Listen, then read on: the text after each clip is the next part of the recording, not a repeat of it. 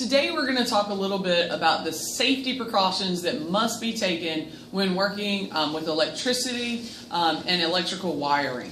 Okay, so the first thing that you have to remember is you need to make sure that you are wearing shoes or boots that have rubber heels, okay? And remember when we talked about terminology, rubber is an insulator, so it does not conduct electricity. So these rubber heels help to make you more grounded so that you don't absorb an electrical shock.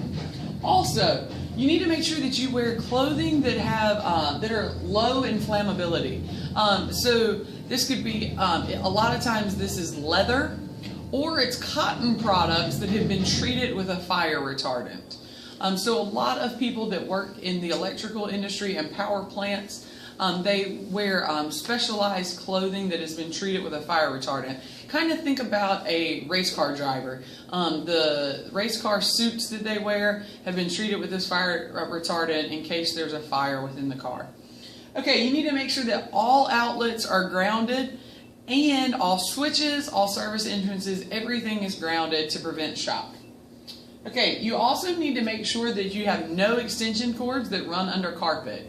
This should make sense, just common sense, but where you'll see this a lot in your lives coming up in the future is in a dorm room. So you may have a plug on one side and you need power on the other side of the dorm room, and you've bought this really nice carpet rug so that it's not a cold tile floor when you get out of bed, and you don't think anything about running an electrical cord under that carpet. Well, electrical cords typically can be a little less stable and a little bit higher risk of a fire than hardwiring something in, and so you're setting yourself up for a fire risk. Okay, also no standing water or damp places when you're working with electricity. This can be as simple as an electrical switch, receptacle. Your wet hands can cause an electrical shock. And when we talked about that National Electric Code, and we talked about the different requirements that different wiring types have to have, one of the things, if you're near water, it's going to have a ground fault indicator. And so it's going to trip more easily if exposed to water to help prevent you from shock. Another thing, I know that you all want to help everybody that is in your class if something happens. But one key that you have to remember is not to touch someone who is currently being shocked. Okay, you will help to complete that circuit if you touch the person, and then you will be shocked as well. So the main thing you can do to help that person is to identify the source of the electricity and cut that electricity off. All right, always, always, always make sure that a circuit breaker is turned off before you work with any electrical wiring. So if you're going to put up a ceiling fan in your bedroom, then you need to make sure that the electricity is turned off at the breaker box for your entire bedroom before you start trying to wire that fan.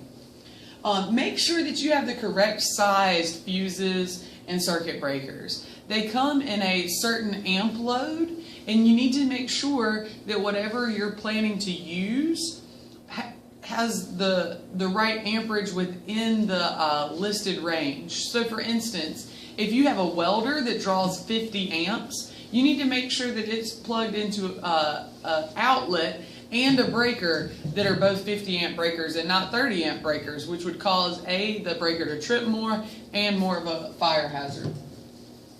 Our last two precautions, make sure that you use double insulated or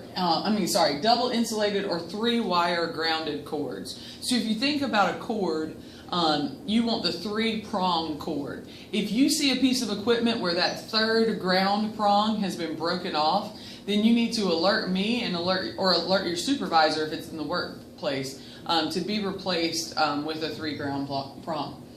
Just the two deadliest hazards when working with electricity are shock and fire. So shock from an electrical shock or fire from an overload that sparks a fire. The main thing to remember is safety first and using common sense. If we use common sense with working with electricity, it can be a safe procedure.